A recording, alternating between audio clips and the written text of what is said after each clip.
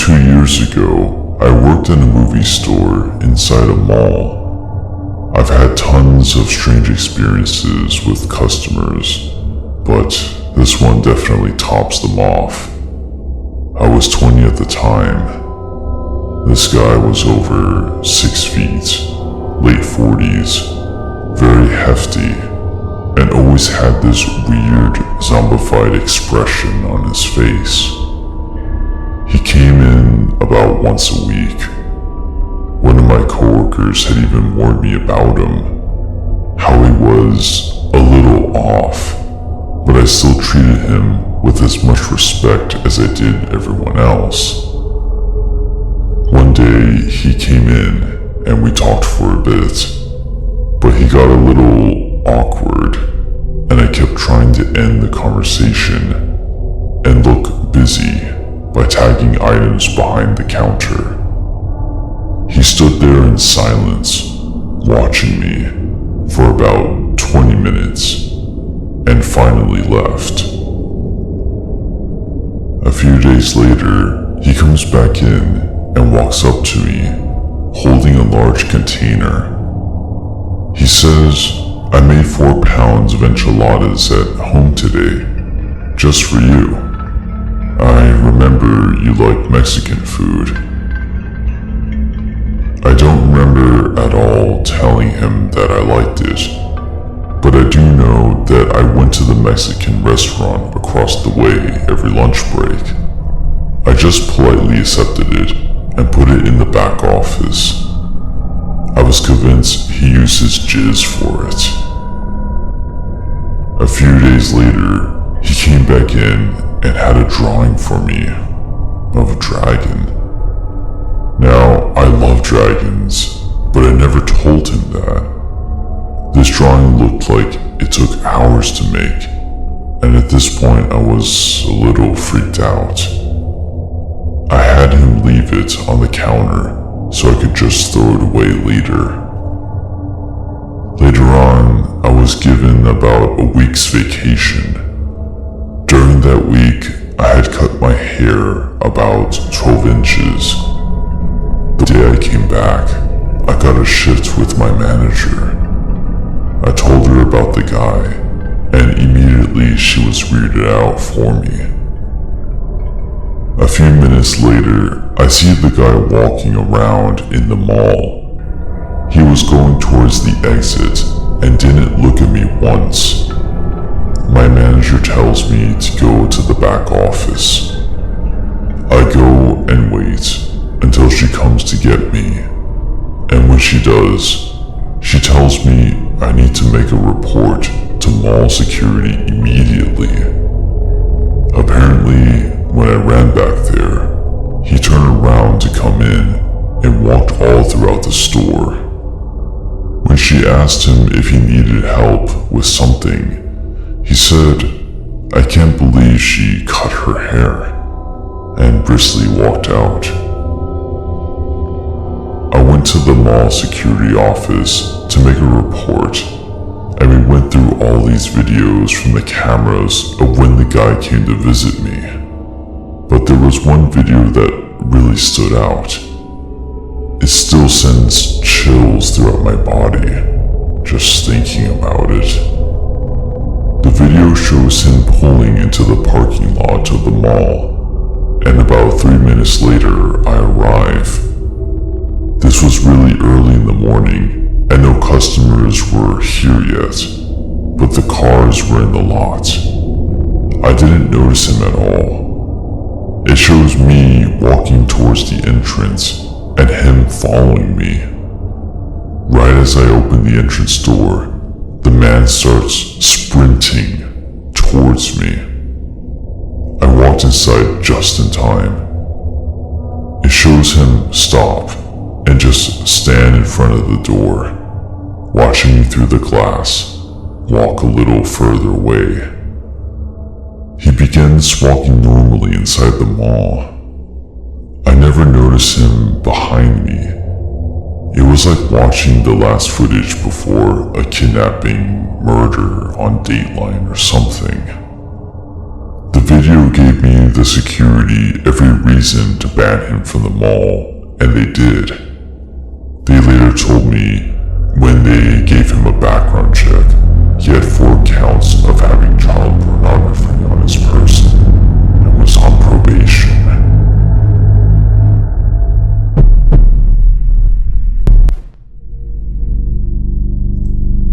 So, this happened to me about 5 years ago while I was 9 months pregnant.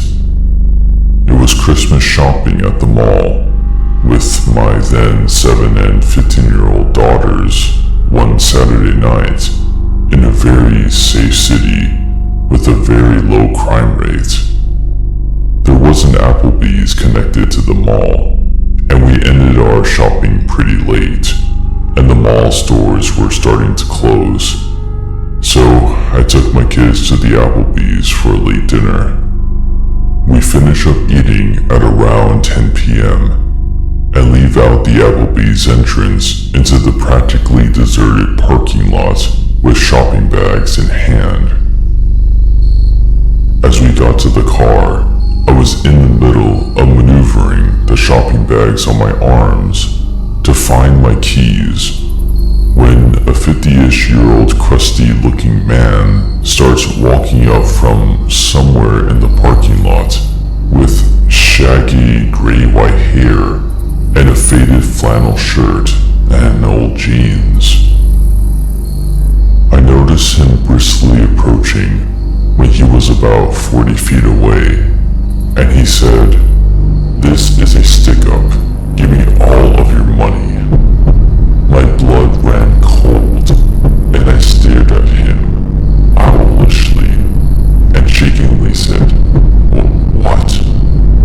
He then said he was just kidding and came up and stood right next to my daughters, who were standing on the other side of the car, waiting for me to unlock the car to let them in. He starts making small talk with me and my girls.